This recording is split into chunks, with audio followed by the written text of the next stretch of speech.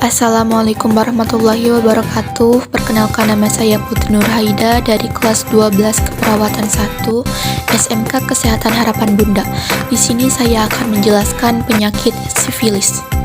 Sifilis adalah penyakit menular seksual yang disebabkan oleh Treponema pallidum. Penyakit menular seksual adalah penyakit yang ditularkan melalui hubungan seksual. Penyakit ini sangat kronik, bersifat sistemik, dan menyerang hampir semua alat tubuh. Kemudian, penyebab sifilis adalah bakteri jenis Treponema pallidum. Bakteri tersebut menginfeksi tubuh manusia melalui luka di alat kelamin, anus, bibir, maupun mulut. Kemudian, tahap penularan sifilis. Yang pertama, sifilis primer. Sifilis primer biasanya muncul 10 hari hingga 3 bulan setelah seseorang terpapar sifilis. Gejalanya berupa kelenjar getah bening di dekat pangkal paha yang membesar. Biasanya tanda sifilis primer yang terlihat adalah luka kecil yang tidak menyakitkan pada kulit. Paling sering, luka ini muncul di dalam dubur atau vagina, sehingga tidak diketahui. Luka yang muncul biasanya tidak menimbulkan sakit dan akan hilang dengan sendirinya dalam waktu sekitar 3 hingga 6 pekan. Tapi kondisi ini bukan berarti infeksi sudah hilang. Anda malah akan memasuki tahap sifilis sekunder. Yang kedua, tahap sifilis sekunder. Tahap ini terjadi sekitar 2 hingga 10 pekan setelah sakit pertama muncul atau sifilis primer.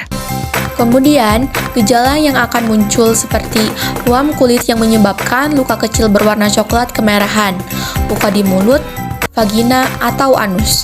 Kemudian, demam kelenjar bengkak, penurunan berat badan, rambut rontok, sakit kepala, dan nyeri otot. Jika tidak segera mendapatkan perawatan, gejala tersebut mungkin bisa saja hilang, tapi kemungkinan besar bisa kembali lagi. Asalnya, infeksi masih tetap hidup di tubuh.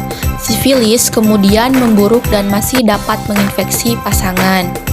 Jika tidak dirawat karena sifilis sekunder, penyakit ini dapat berlanjut ke fase sifilis laten atau tersembunyi. Tidak semua orang yang menderita sifilis akan melalui tahap ini. Jika iya, tidak akan mengalami gejala apapun, mungkin selama bertahun-tahun. Dalam beberapa kasus, gejala sifilis ditemukan tidak kembali, tetapi infeksi ternyata tidak hilang. Beberapa kasus sifilis laten dapat berkembang ke tahap tersier penyakit. Kemudian, tahap sifilis tersier. Tahap ini adalah tahap terakhir atau paling parah dari sifilis. Gejala pada tahap ini dapat muncul 10 hingga 30 tahun setelah infeksi awal. Tahap ini bisa jadi mengalami kerusakan organ permanen hingga kematian. Next, tanda dan gejala sifilis. Di antaranya, timbul benjolan dan luka di sekitar kelamin. Dalam beberapa minggu, luka akan hilang. Namun, justru bakteri akan menetap pada tubuh dan penyakit dapat muncul, berupa lecet-lecet pada seluruh tubuh. Lecet-lecet tersebut akan hilang juga dan virus akan menyerang bagian tubuh lain. Terkadang, penderita sering pusing-pusing dan mengalami nyeri tulang seperti gejala flu. Kemudian, muncul bercak kemerahan pada tubuh sekitar 6-12 minggu setelah berhubungan. Kemudian, ada faktor resiko sifilis. Yang pertama, berhubungan intim tidak menggunakan alat pelindung atau kondom. Yang kedua, bergonta-ganti pasangan seksual. Yang ketiga, memiliki penyakit HIV. Yang keempat, berhubungan intim secara jenis secara oral atau melalui mulut, dan secara anal atau melalui anus. Next, pencegahan sifilis.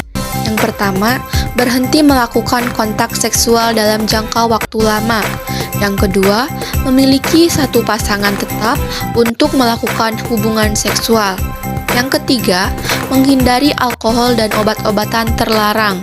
Yang keempat, membicarakan secara terbuka mengenai riwayat penyakit kelamin yang dialami bersama pasangan. Biasakan menggunakan alat pelindung bila berhubungan. Yang kelima, menghindari penggunaan jarum suntik yang tidak steril dan transfusi darah yang sudah terinfeksi. Yang keenam, menggunakan alat pelindung saat berhubungan, penularan penyakit menular seksual. Next, yang terakhir ada pengobatan penyakit sifilis. Yang pertama, ada obat sesuai resep dokter. Dan yang kedua, ada obat alami.